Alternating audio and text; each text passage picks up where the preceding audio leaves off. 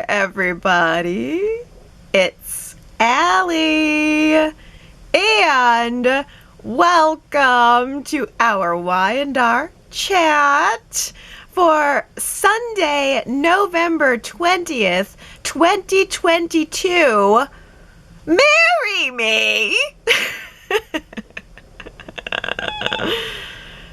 Adam, she won't even date you.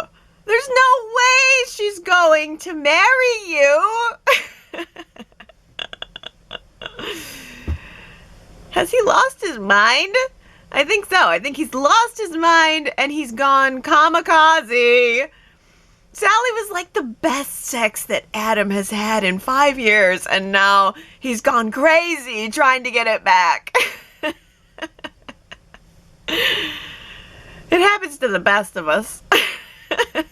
You get that real good sex in and then it goes away and you lose your mind trying to get it back.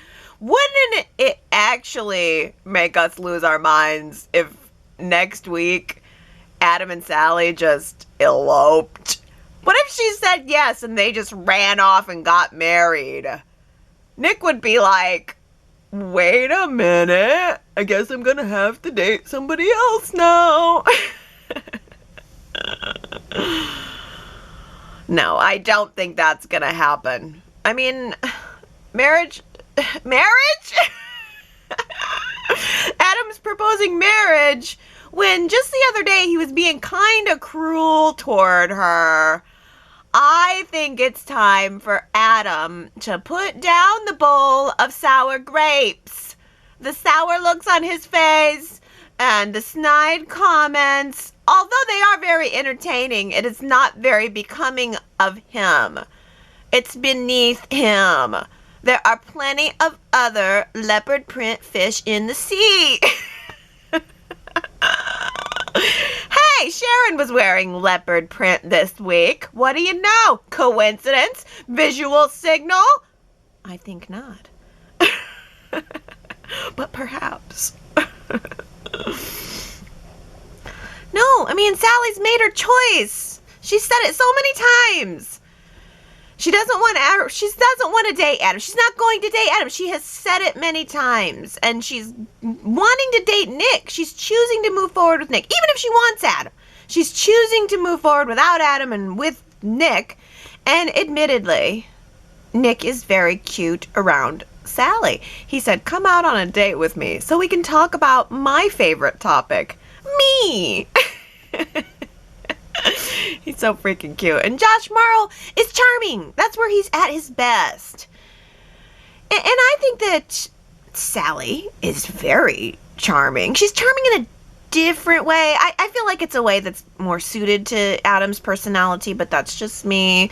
I'm starting to transition myself on board with the Adam and Sally train, because that's the only ride there is currently. She's not gonna marry Adam, and I'm gonna just take the same advice that I'm giving Adam and I'm gonna accept it. I'm gonna accept Nick and Sally. I mean, it's not gonna be forever. No soap opera relationships are forever. Eventually Adam and Sally will get back together. Eventually Nick and Sharon will get back together. He can go ahead and say that he is not pining away for Sharon, but talk to me a month from now. Same for Sally and Adam. Talk to me a month from now. We'll see where we are.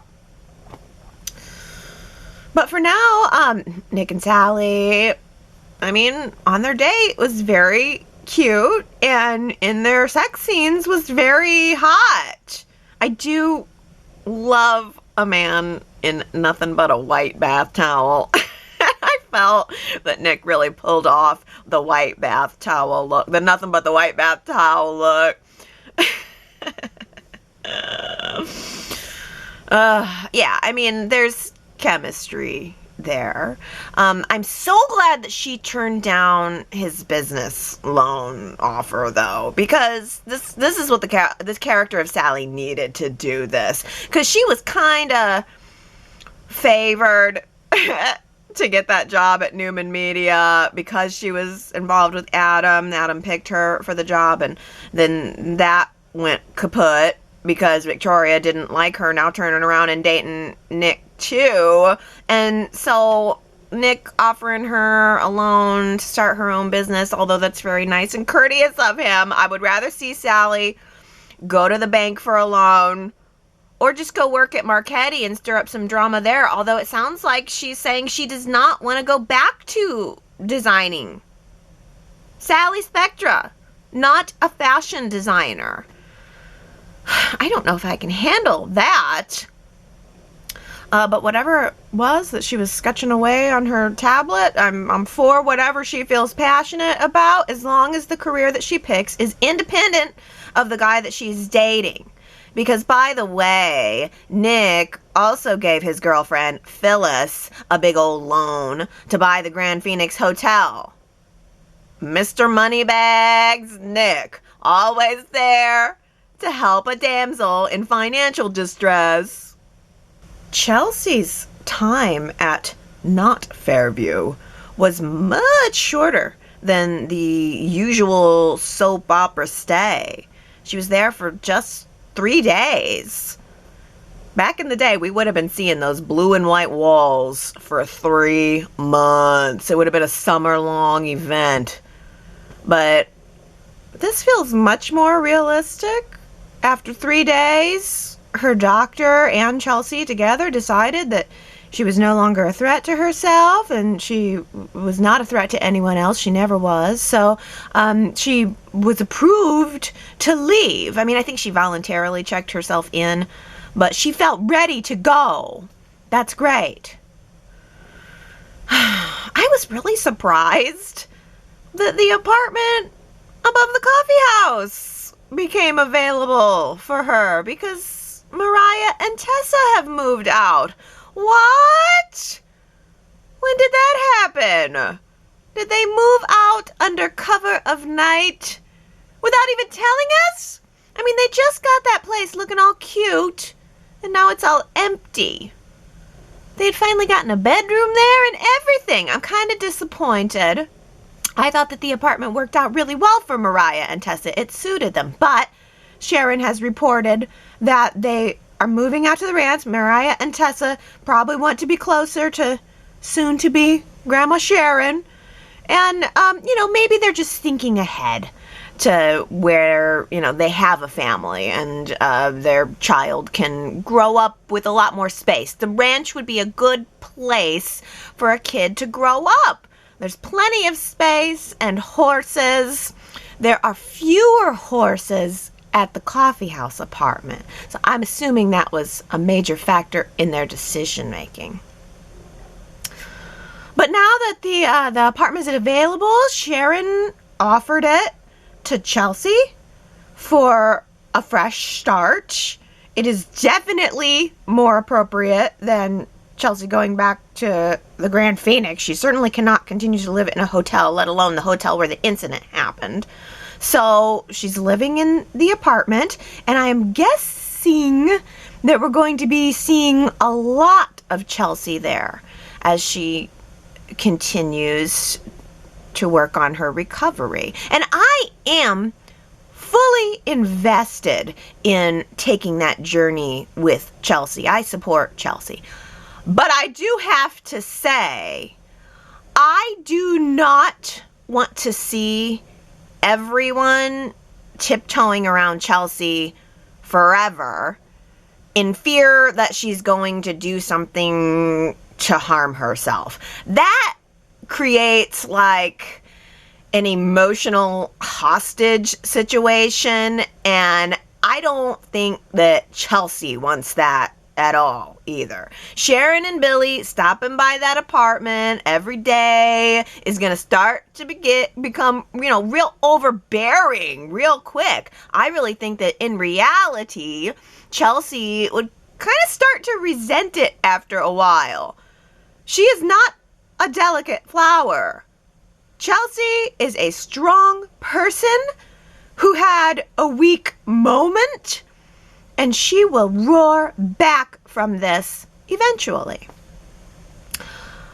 That being said, I was really surprised, as I suspect maybe you were surprised, that Chelsea decided that now would be the best time to tell Connor what happened with her.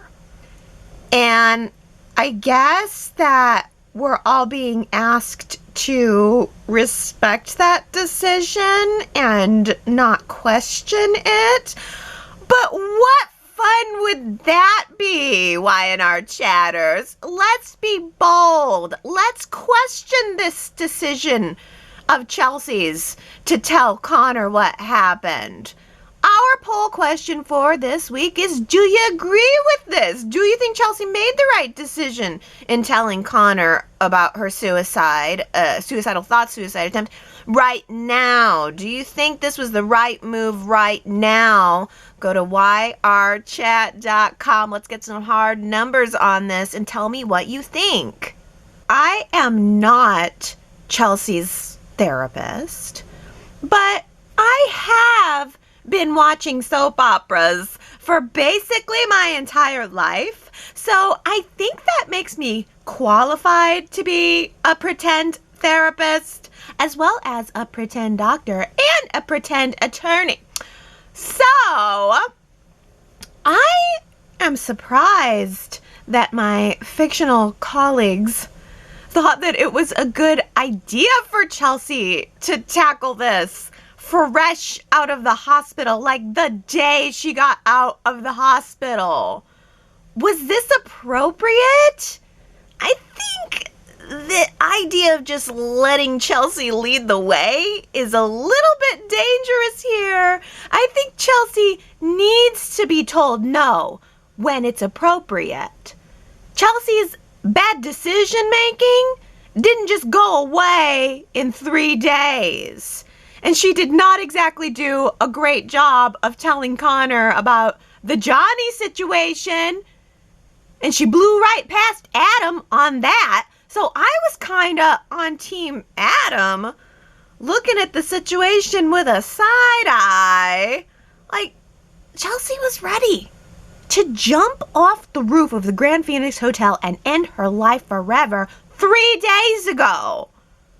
3 days isn't long enough for her to really even process what had happened, let alone try to explain it to a kid.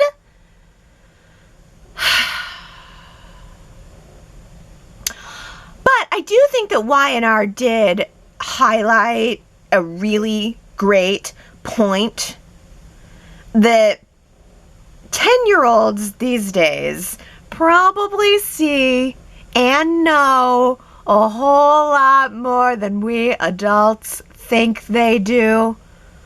Connor was already familiar with the concept of being unalive, the term unalive, and that it was used as a way to skirt around the language explicitly saying suicide or wanting to kill oneself. So Connor, at this point, was already aware of and, in fact, interacting with the idea of suicide, even if in a very peripheral way. And there probably are plenty of 10-year-olds who actually have considered the idea of suicide for themselves. That's the hard, sad truth, is there probably are 10-year-olds out there that have had this thought. So even though it seems premature, because, we're old and we think, 10, you're so young. What do you know about any of this?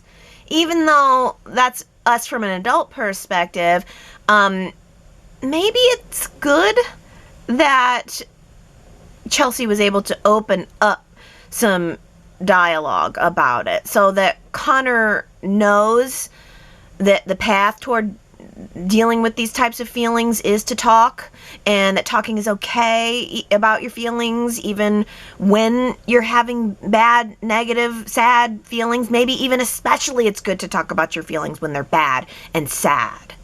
I felt bad and sad for Connor, especially when his first reaction, of course, was, oh no, this is my fault. I did this. Connor knew that Chelsea was struggling. It wasn't news to him. He's been there the whole time. He sees what's going on with his mom. He knows she was sad. He knew something was wrong. And it's natural to assume blame, especially as a child. That's natural. So I really think that Chelsea and Adam both did a good job of working together to help Connor understand that this was in no way his fault.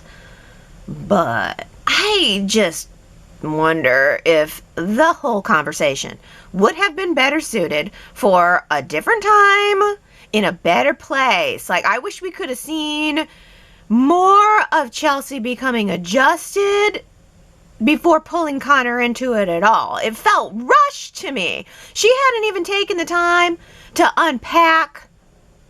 So had she really taken the time to take a step back and make sure that this was really, really, really about Connor? Not just about herself? Again? I mean, granted, she did tell him explicitly, it is not your job to help me feel less alone. It is my job to take care of you. So it was good to see her taking responsibility for that. But there is now no way that Connor is not going to be thinking about this constantly. He's going to be constantly worrying that his mother is going to kill herself now. There's no way that would not be on his brain forever now. And that's a lot of extra pressure. As a pretend therapist, my first question would have been, do we really need to tell Connor this? Does this information benefit him and promote stability in his life? I don't know. Would I have told my kid that I tried to kill myself? No. No. I would not. I can say I would not. I would have got that apartment unpacked. I would have got my brain unpacked. And I would have focused on welcoming Connor to his new home and going through with all of the things she was promising. The movie nights, the getting some stuff from Crimson Lights. I would focus on showing him that I'm getting better, not just saying it. I think later on I would have talked to him about nothing more than the counseling that I had been receiving. I would save the I have a mental illness, I'm getting treatment, and I'm getting better for the after school special. Ooh.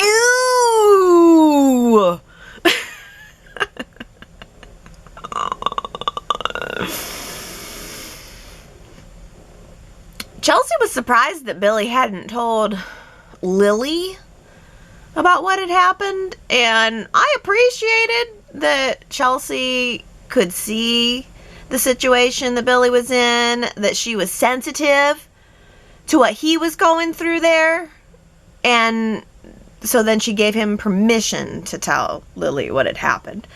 That's fair. That's very fair. Billy's partner is Lily, and he has a lot to talk through, and he deserves to be able to talk about it with his partner. But Chelsea's privacy should be respected, and I'm glad that it was. And I think that it was actually pretty cool of Chelsea to be willing to sacrifice that to help Billy repair and recover from what had happened to him. Billy is going to be haunted by this for just as long as Chelsea. Like, there were two people involved in that situation, and it wasn't just her and what she went through. He was there, and he went through something too. Her actions had consequences for not just herself.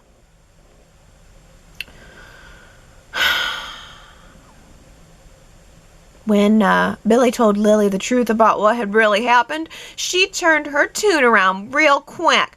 Lily practically had resentment bubbling up out of her. And then Billy told her that Chelsea had had a suicide attempt, and Lily literally said, "Oh, poor Chelsea." Oh, that turned you around. That put the situation in a different perspective, didn't it, Lily? I thought it was interesting, though, that Billy intentionally left out the part of the story where he found her on the roof and saved her life. Why? Why wouldn't he mention that? Is he actively trying to avoid the attention? I don't know. I think I am absolutely as invested in Billy's end of this situation as I am Chelsea's. I care as much about Billy as I do about Chelsea. I want Billy to talk, and I'm glad he has started to do that. Abby talked to her mother this week about her marriage and her infidelity. Sometimes these things just happen, says Ashley. Yes, they do. Sometimes these things just happen. Sometimes sex just happens. It's like one day you're walking down the street, you trip, and you fall, and the next thing you know, you're having sex all over Devon's apartment. It is so understandable. It was an accident. Really, when you get down to it.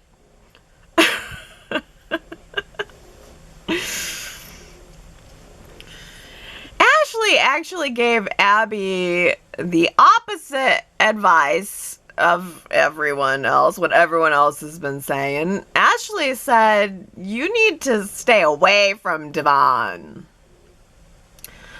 Both Amanda and Chance separately told Abby and Devon that they should be together, that they belong together. How noble of them both. Just stepping away to let the mother and father lovebirds be together.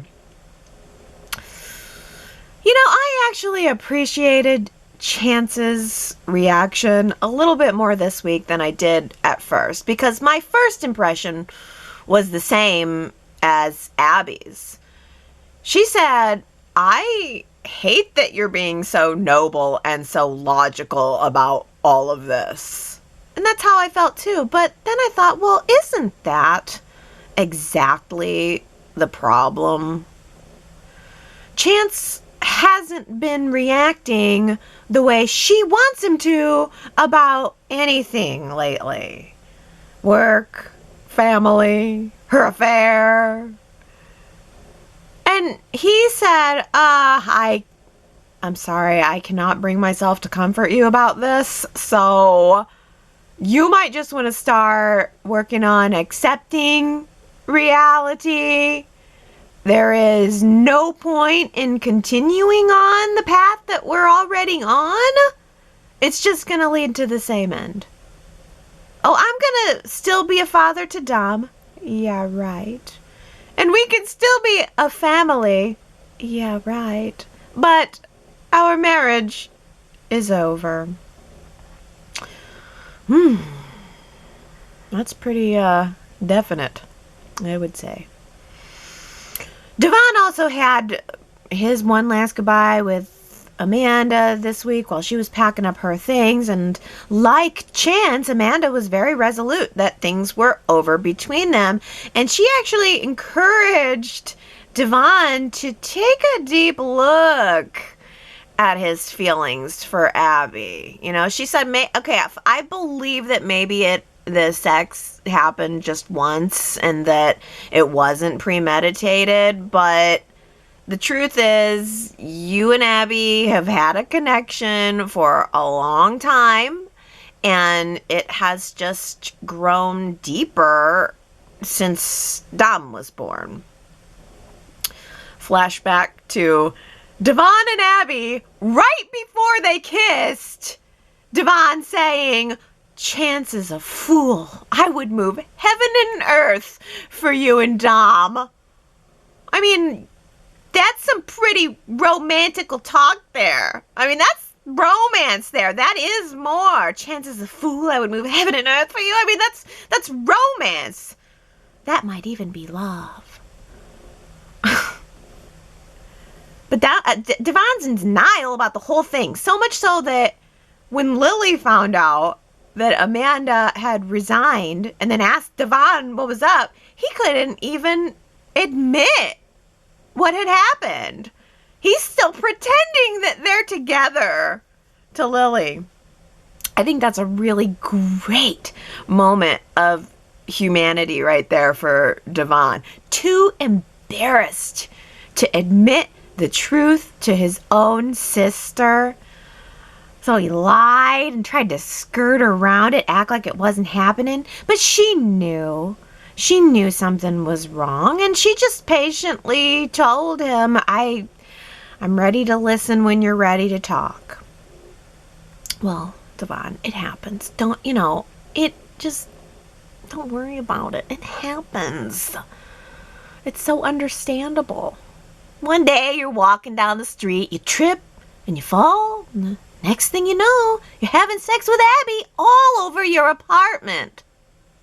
The three witches of Genoa City have bubbled up their latest brew to cast a spell and send Diane away forever. It makes for really good drama, but it is bordering on cruel and unusual punishment. Ashley called Diane out to the house so that they could all confront her, threaten her about this Jeremy Stark business. Gee, as soon as he gets out of prison, I bet he's going to be wondering where his old accomplice Diane Jenkins or is it Taylor Jensen? Oh yeah, I bet he's going to be wondering where she is, and maybe could she be the one that turned him over to the cops in exchange for her own immunity? Oh boy, it sure would be a shame if someone told Jeremy right where you are. Well, I gotta hand it to Diane. I mean, the three ladies really pushed her buttons, and she has finally had enough. She snapped back pretty hard. She said, you know what? You've all done terrible things. Why do I have to live up to a double standard? I haven't done anything to any of you since I've been back. All I want is some time with my son. But you won't let me have a moment's peace. And if you want to play dirty, well, then look out. Because I can play dirty better than all three of you combined. Ooh, I want to see that. Looking forward to Diane really, really bringing the storm. Well, she left, went over to Tucker's place and laid into him, then decided to retaliate against Tucker by telling Jack that Tucker had plans to get financial information about Jabot all along. That's what Tucker wanted her to do, that he asked her to bring him information about Jabot. Well, but Tucker is so sly, I'm sure he knew that Diane was going to do exactly that. He told Ashley about Jeremy Stark, probably knowing that Ashley would then confront Diane, and then knowing that Diane would turn around and rat him out to Jack about wanting Jabot's financial business, and then that would turn into a big argument between Jack and Ashley, turning brother against sister exactly as planned. Wow! That is a lot of careful puzzle pieces coming together all at once perfectly. I gotta hand it to this Tucker McCall. He's crafty. He probably also planned on running into Phyllis. Probably even planned on her buying him a drink. He is slick. That's for sure.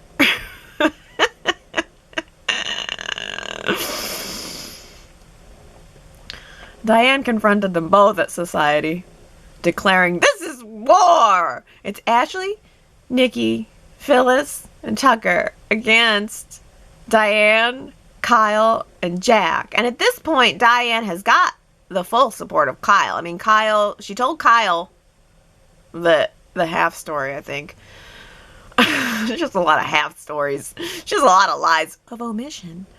But she told Kyle about the Jeremy Stark thing, and Kyle said that he's going to protect her. The Abbotts take care of their own. That's what he said, meaning that Diane is a full-fledged Abbott now. She is part of the family, and he will stand by her. He will support her. He will help her.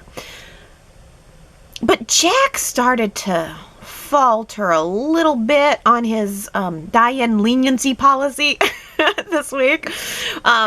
Because Diane came into Jack's office, and he, first of all, was just not having it. I think he's just tired of the whole thing, and he told her, I don't have time for your drama. I have work to do. I want to get out of here. I don't want to be here all night.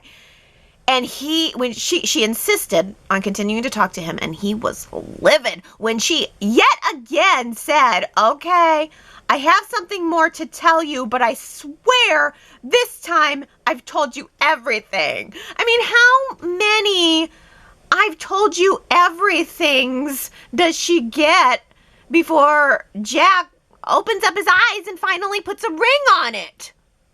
Oh, so Audra's story is that she miscarried Noah's baby on the very night that he didn't come home to their home and disappeared out of her life forever.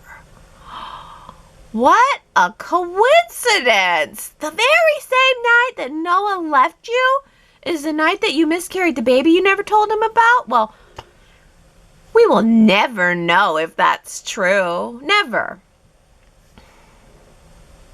But Noah believes it. And this week he told Allie about it. Allie confronted Noah about the hug that she walked in on, and he told Allie Audra's story, along with the conflicted feelings that he's having about it all. Guilt, wonder. What if he hadn't walked out? Would his child still be alive? Would he be a dad right now? What if he had stayed with Audra to raise the family? And it's all the what ifs. And the what ifs will get you every single time. There's just no winning when you play the what if game. But if Audra is playing a game, and she is using this information, true or not, to get Noah back, I don't think it's going to work. Noah seems committed to Allie. He seems to recognize that Allie is the better, healthier choice for him.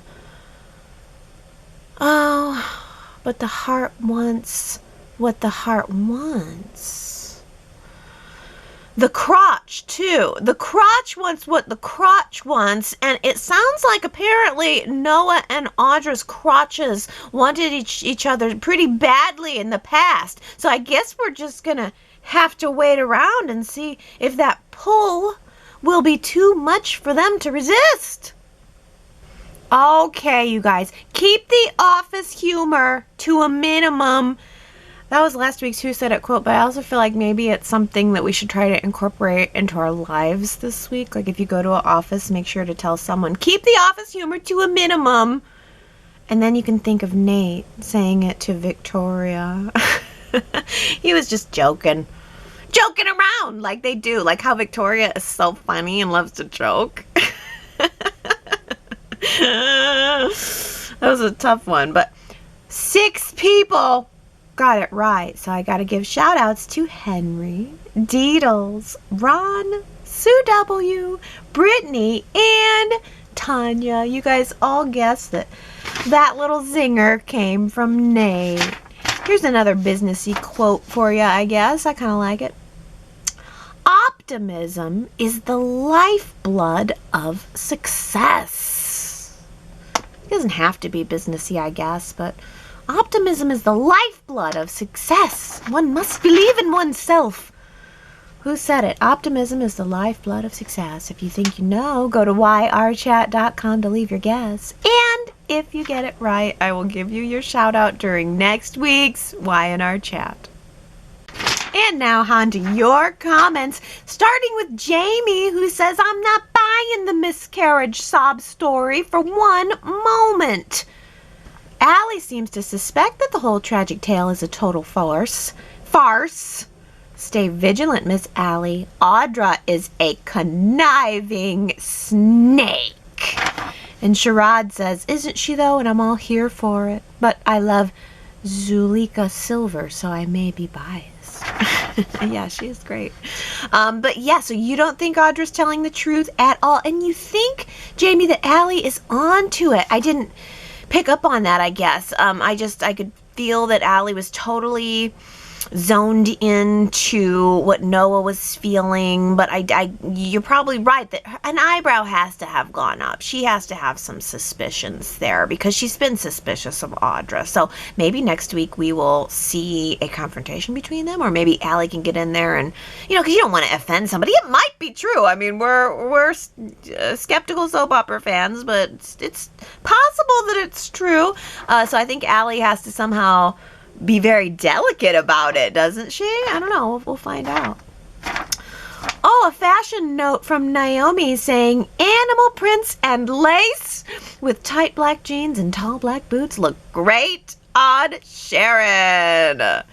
Yes, and Summer was beautiful in her Katharine Hepburn scarf and trousers. Her hair was perfect for the outfit as Miss Hepburn wore hair similar with a deep side part and beautifully styled. Oh, I am so glad you mentioned the scarf look on Summer. It was so beautiful. And Naomi says, Mariah needs a new stylist, in my opinion. Abby was appropriately dressed in simple jeans and a sweater.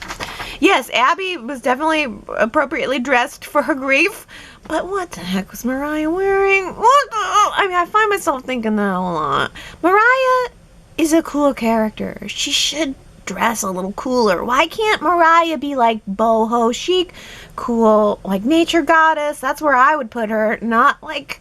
It's like she wears a lot of business attire. But can't we like business attire up the boho chic look? Like, can't we have her be, I don't know, just a step up from like a little bit like modern hippie business lady or something? I don't know. The business wear with, I'm sure you guys all saw the buttons too. It's just like, what is going on with this? Why? Mariah is too cool for her wardrobe. The wardrobe should reflect the coolness. Maybe Mariah just doesn't believe enough that she's cool. But optimism is the lifeblood of success. Mariah needs more optimism in order to improve the lifeblood of her successful wardrobe.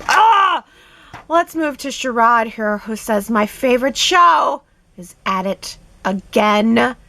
Y&R is so sick of the Taraya fans complaining about never seeing Tessa and Mariah, especially at Crimson Lights when they live straight upstairs and we have everyone coming there, that they've chosen to forego the history of the characters and even the current living situations. Apparently, even though Tessa and Mariah just moved into the apartment above Crimson Lights, they're moving out and going to go to the tack house at the ranch, while Chelsea will be moving into their old apartment. My first issue with this is, maybe I forgot, but doesn't Adam and Connor live in the tack house?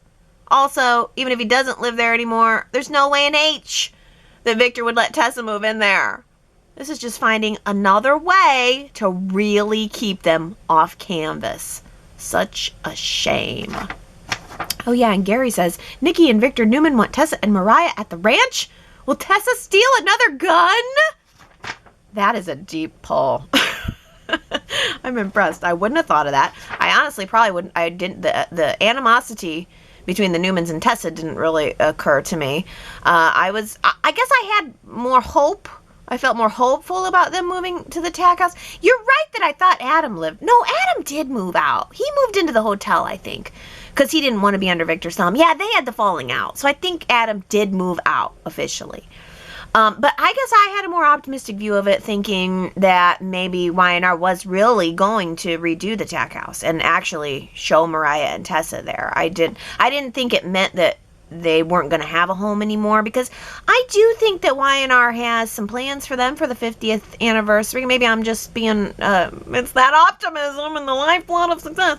But I guess I believe Y&R is still going to keep Mariah and Tessa around. And I was thinking that maybe they would show the tag house being redecorated for them, and maybe using it as a way to jumpstart their family in a place that is not only bigger, but maybe more, spacious on the outside, and also next door to Sharon. I guess that was my main thought, is, they want to be closer to Sharon, and then Sharon can be there to support the family. Like, I feel like that's actually a good move for them. I mean, they were living in the apartment, and Sharon was also there, but it kind of feels right to me that they could live closer to Sharon. So maybe what we're gonna see is gonna be Victor and Nikki.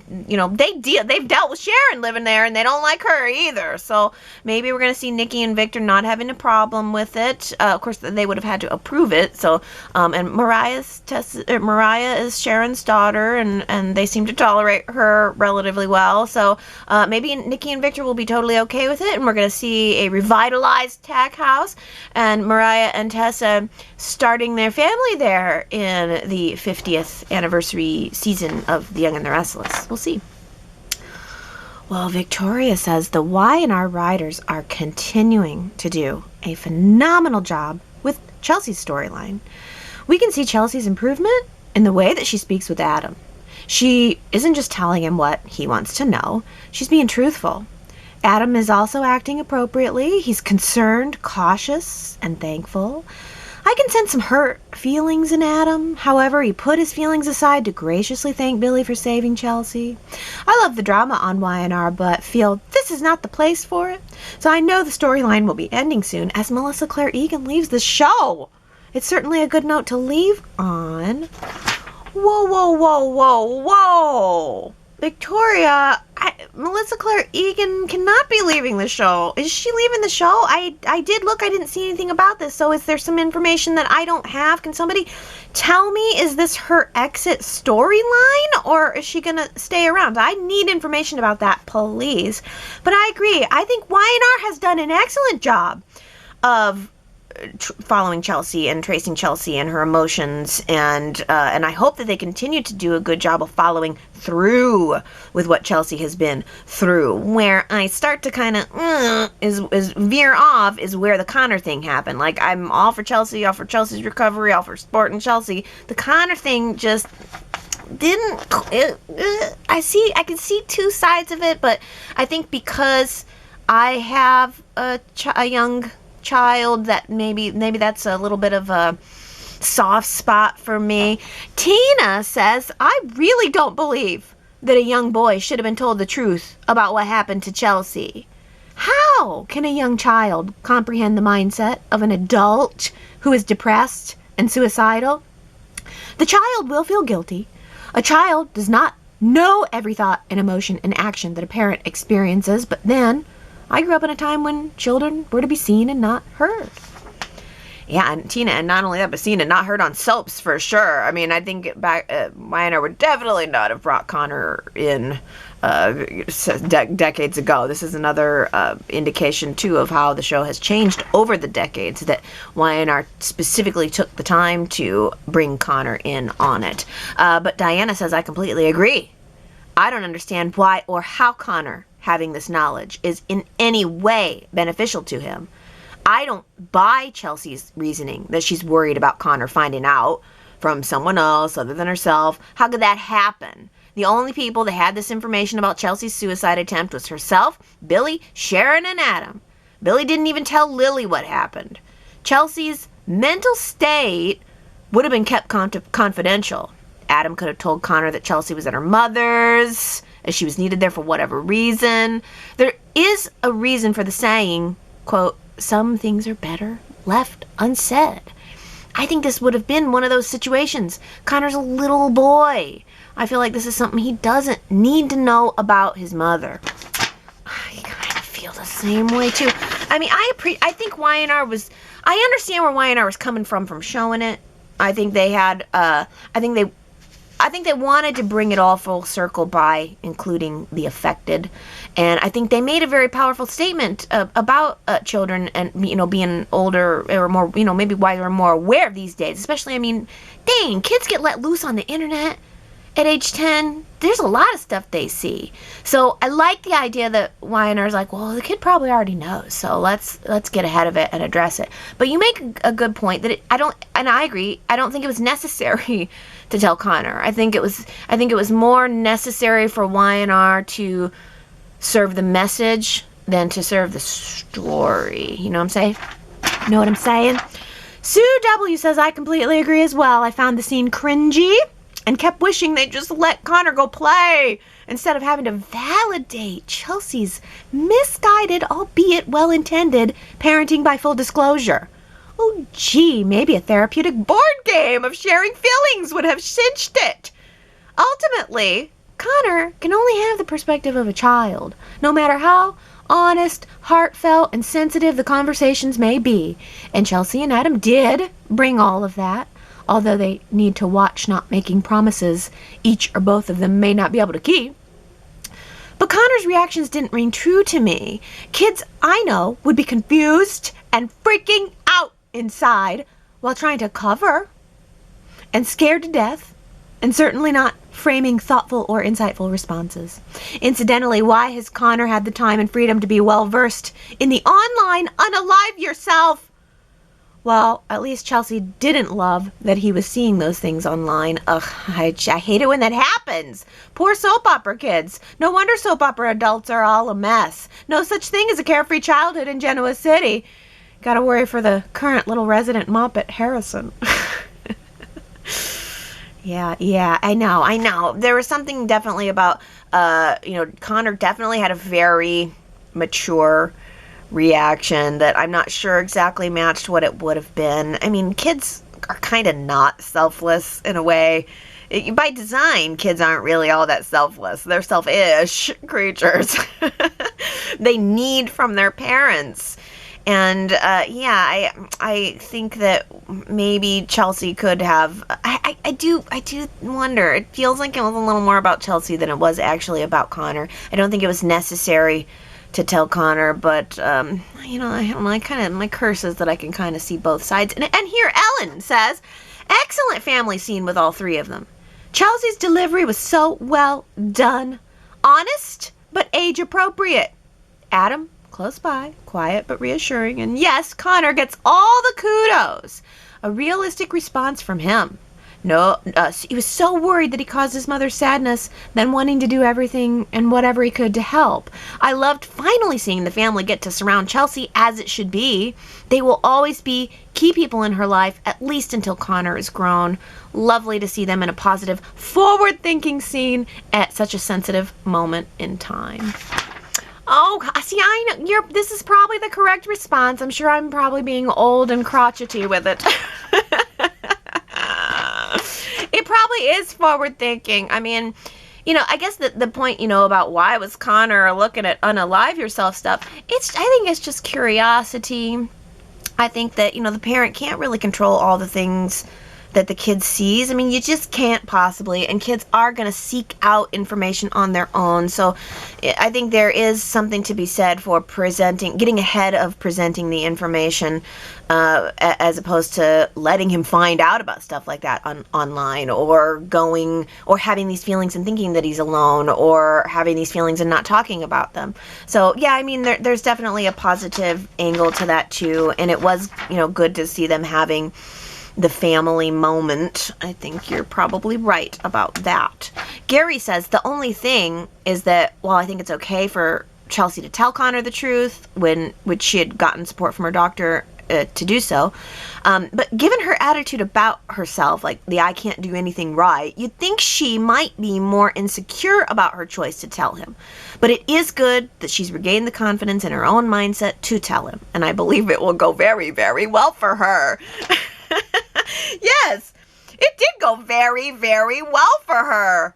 No actual negative repercussions. No actual scarring for Connor. It went perfectly, flawlessly right. Hold on, let me dust my hands of this one.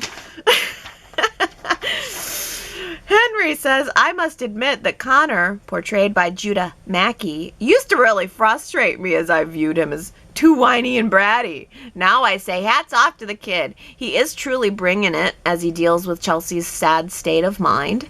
He has truly touched my heart this week. He's a great actor. I guess his portrayal of being whiny and bratty was excellent as well. So good job, Judah. He's a great fit for the role. In my opinion, he would be hard to replace.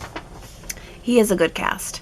Yeah, he perfectly fits in between Adam and Chelsea. He does seem like their child, that's for sure. All right, new topic.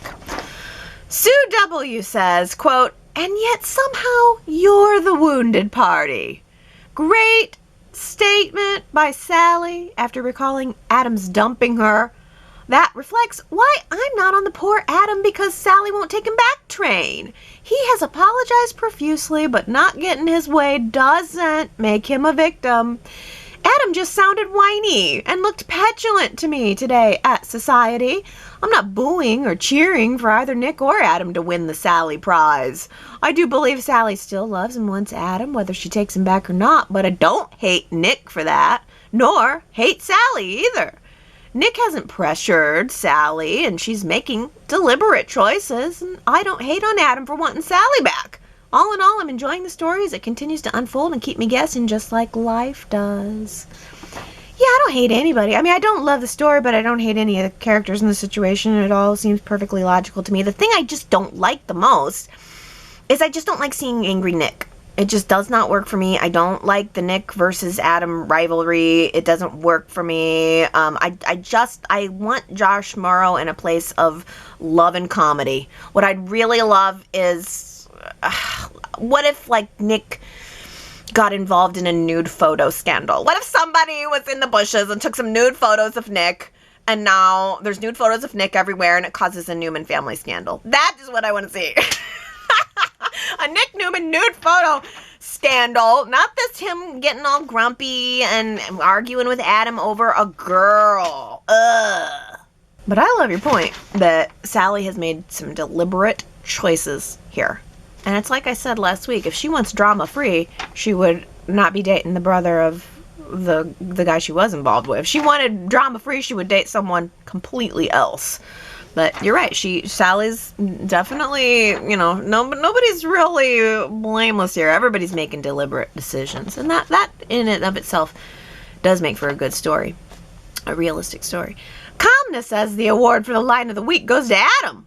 The only woman he's ever loved is Sharon. You're just the latest substitute. I love that even when he's lashing out at Adam, he just nails it with the truth. Or even when he's lashing out, Adam just nails it with the truth. Unfortunately, it seems that the writers want Sally to learn that lesson the hard way, so we need to wait another 6 months before Nick and Sharon reunite. Yeah. And Gary says, well, when Adam told Sally that Nick will never be able to love her because he's always in love with Sharon, it was a snappy and possibly satisfying comment for the audience, but it's not necessarily true. It's true, Nick loves Sharon, but Nick is basically easy. You put an acceptable babe in front of him and he will fall hard in complete contentment, never especially finding it necessary to explore deeper feelings or get off the couch. Nick has the ability to make a happy life with any number of contenders, so his personal life is up for grabs. Who is Nick's real true love? Is it Sage, Chelsea, or Christine Blair with a stolen crimson kiss? Diana remembers this. Yeah, I know. It's kind of like Nick just sort of works with anybody. He'd be perfectly fine with anybody. But, I feel like Nick and Sharon, though, they're definitely in the friend zone, though, now. It's clear that Y&R is not building that right now, and I think that line that Adam had was a little bit of a red herring. I mean, I just don't see Nick and Sharon turning around and snapping back to each other immediately. Maybe that's a little something they're saving for the 50th anniversary. I still feel like Nick and Sally is temporary. It feels like a stop on the love train. It doesn't feel like the destination somehow. But with soap operas, there is no destination. Allie Ellen says Sharon is Adam's true love. The Newmans, all of them, made their relationship impossible, but they were very good together. Full acceptance and very hot. This dates back to Michael Mooney, the Michael Mooney days. If you haven't watched that long, you may not appreciate the Chatham coupling, but I do. Nick and his trailing band of original Newmans always wanted to fix Sharon or just looked at her with disapproval, finding her unworthy. Adam always thought Sharon was a gem, and she always understood him. Great writing for them back in the day, and here and there since. Sharon and Nick have important history, but they're friends now. Plus, once you cheat on your wife after their young child dies tragically, it's hard to come back from that fully. Yeah. No, I love the Sharon and Adam coupling, and maybe now is the time. I mean, I don't know. I mean, it's possible. I could go either way. I would have rather seen a Nick, Adam, Sharon triangle. It still doesn't give me the happy Nick that I'm looking for, but I would rather feel like we're battling for true love, not for a girlfriend. But I guess for Adam it is true love. He thinks anyway. Sue W. says, I've been anticipating a Sally pregnancy. Either she becomes committed to Nick, but has a passionate moment or moments with Adam, or goes back to Adam and then finds herself preggers with Nick's baby. Then Nick could give custody of that kid to Adam. LOL. Cueing yet another serious "this is how life works" explanation for Connor to rattle around in his already rattled psyche. Yes. I hadn't even thought of that. It's like we're always predicting the soap opera pregnancies, right? And then Y&R never gives them to us. When was the last time we even had a baby? Dom. And that was a disaster. Oh, here's a fun comment from Daisy. This is interesting. Daisy says, Sally may still be using people to get what she wants. I think she deliberately started seeing Nick to get back at Adam for rejecting her. She could have started dating anyone else, but she chose Nick. She knew Adam broke up with her because he believed Victoria would let Sally keep her job without him in the picture. And now Sally is changing the story and blaming Adam for her choices? Adam basically handed her Newman Media with 0 qualifications. Sally then set her sight on Nick, who she may have thought would help her keep that job, which worked for a while, but that also didn't pan out. Enter Chloe to do Sally's bidding, and in the end, Nick will bankroll her new endeavor or one she's been waiting to make happen. Even if this is not true, I sway to likely. Sally has always had the ability to get what she wants without using people, but she doesn't see it. I think she loves all the attention, though.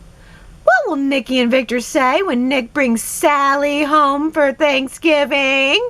Victor may shake his head, but Nikki might just ask Sally what she's up to, and having her number, she already knows the answer and will make sure Sally knows it. Oh, I kind of love the idea of Nick bringing Sally home for Thanksgiving with the Newmans. That is a little bit fun. Is there any way Y&R's going to make that happen? I don't know. Well, here's an interesting point from Southside Granny on a slightly different topic. I've seen boring Devon and Abby with new eyes, and they're not boring. It puts more spice to Catherine's book, Not So Young and Still Restless. The writers have brought suspense back, and now for a few months have added the spice of life. You can't overlook Nick and Sally. Hot damn. Okay, so you're finding Abby and Devon suddenly not boring, but I like that you're saying you can't overlook Nick and Sally. Hot damn. Yes, right? I mean, okay, yes, you can't overlook the hotness, but I like that you find the hotness with Abby and Devon too, because last week I asked you guys, Abby and Devon, hot or not? 60% of you voted incorrectly, saying that Abby and Devon are not hot? Ah, TB84 says, I thought I'd be in the minority, but it was looking like a brother and a sister to me. Okay, I can kind of see that because, I kind of feel that way a little bit with Nick and Sally. I don't know why, but sometimes the way that Nick looks at Sally, I think it's because Sally's just exactly Summer's age. And so sometimes when Nick is looking at Sally with affection, I get all confused because I imagine him looking at Summer with affection, and it just scrambles up my brain. So I can understand your point where it's like it just feels maybe sometimes like, I guess with Abby and Devon, maybe friendship is so friendly that it doesn't jump over for you. It's more, comes off more as familial. But Sharita says, I was surprised at how much I enjoyed their romance scenes. They have genuine sparks, and I hope it continues. Well, Ellen says, I hope Abby and Devon live happily ever after. I'm not a big Devon fan, but I have long wanted Abby to be happy. She has had one failed relationship or turn of bad luck after another. She gets up, dusts herself off, and keeps trying.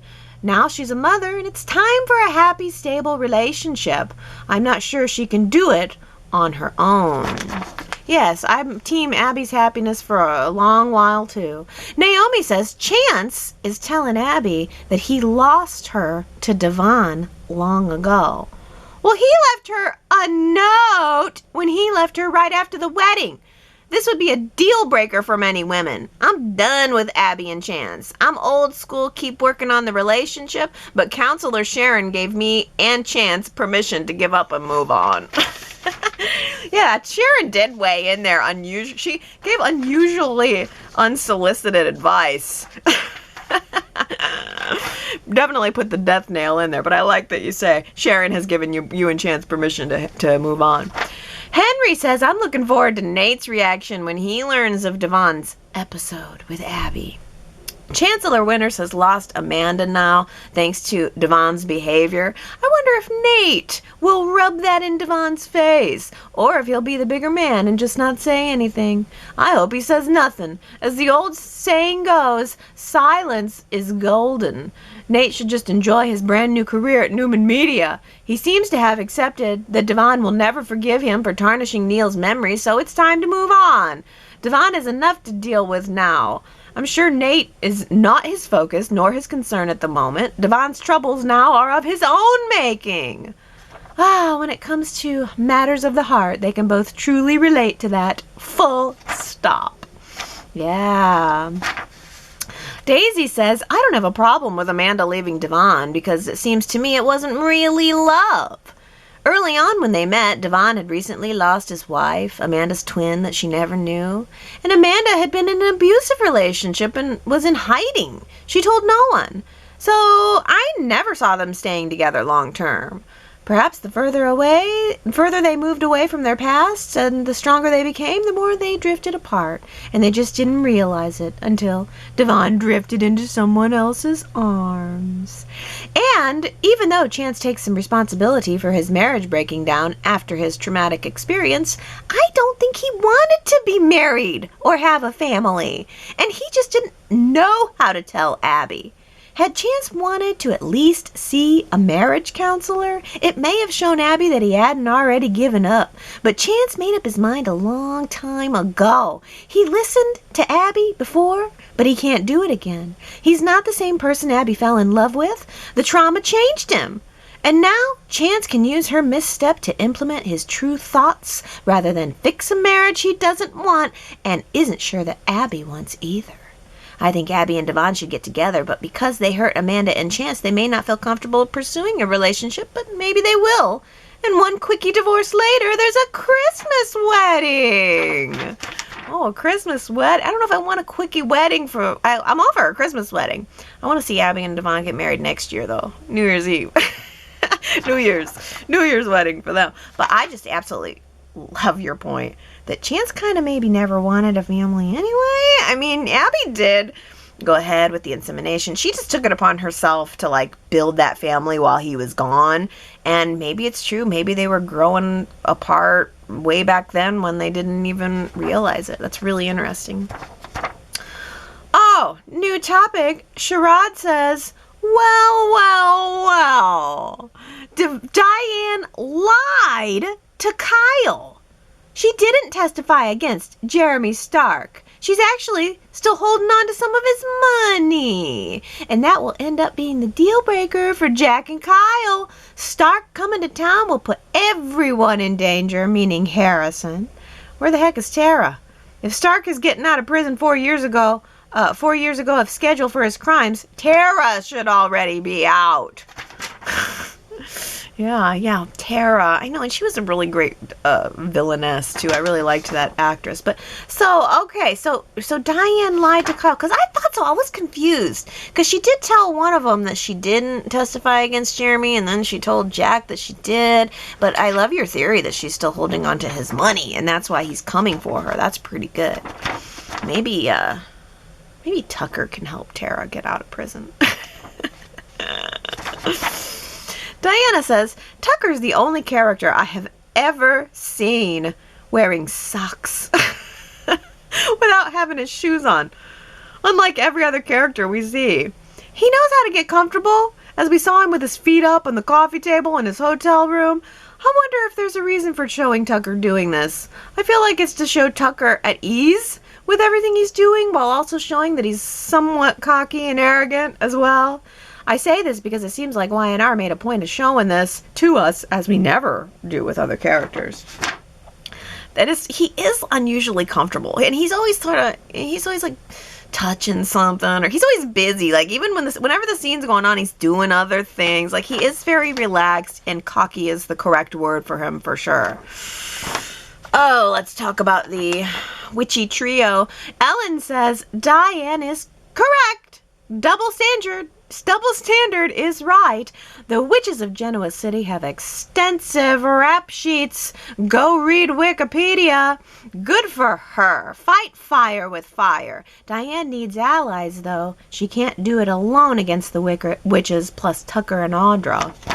Yeah, I know she does need some allies, right? She needs a friend. Where did Amani go? Amani would have been a good friend for Diane.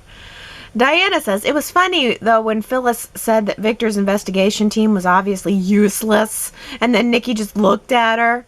Y&R always seems to add in some humor between the three characters. Phyllis also made a jab at Ashley when she told her to keep doing whatever she does to get Tucker to open up to her, which Ashley commented on.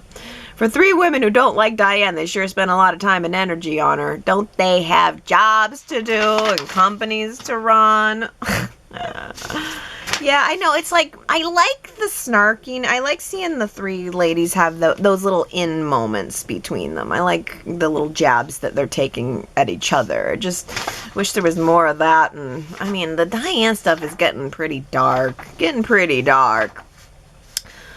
Well, Victoria says, after Billy told Lily the truth about Chelsea, she asked him about the emotional toll it had taken on him. Instead of offering to do whatever he needed now, she criticized him for not asking sooner for help, thinking it was all about her and Billy's inability to trust her. This points to breakup, and I like Lily and Billy, but I'm always on board for more drama.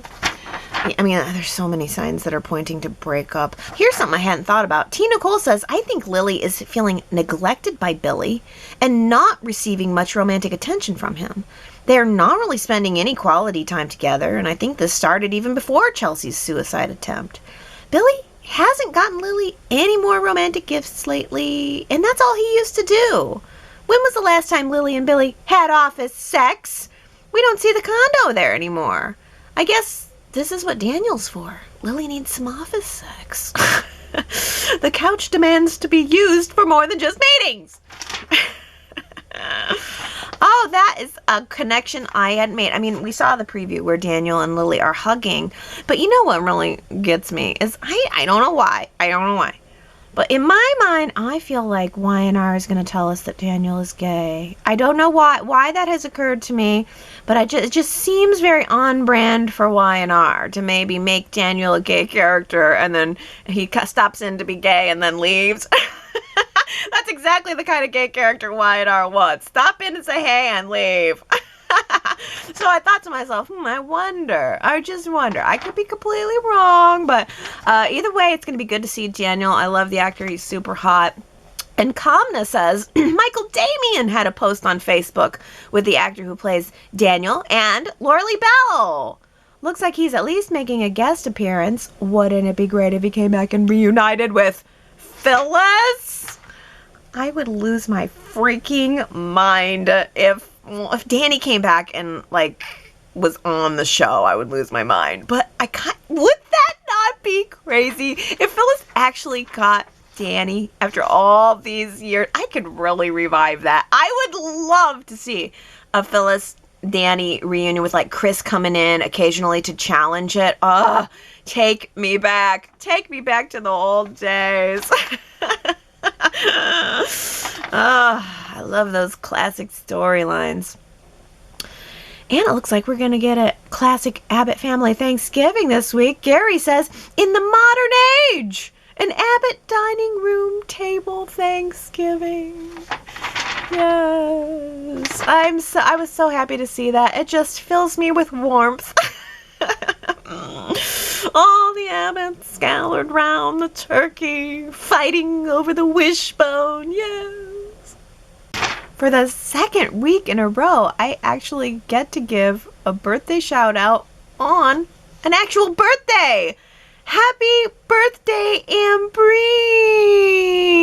Yay! November 20th. So close to Thanksgiving, too. Well, I think you're in Canada, right? I've always thought, is it weird for people who are in Canada to watch the U.S. Thanksgiving episodes? Does it feel like off for you watching Thanksgiving during the time which is not your Thanksgiving?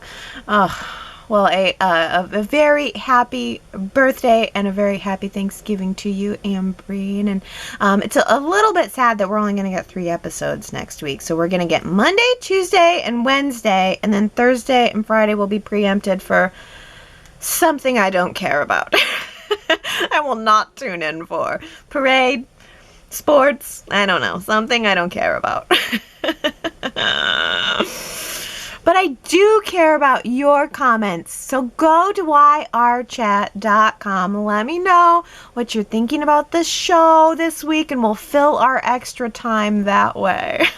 Okay, you guys, I love you. I hope you have a very, very happy Thanksgiving, and I'll be back next Sunday to chat about our 3 episodes. I love you. Bye.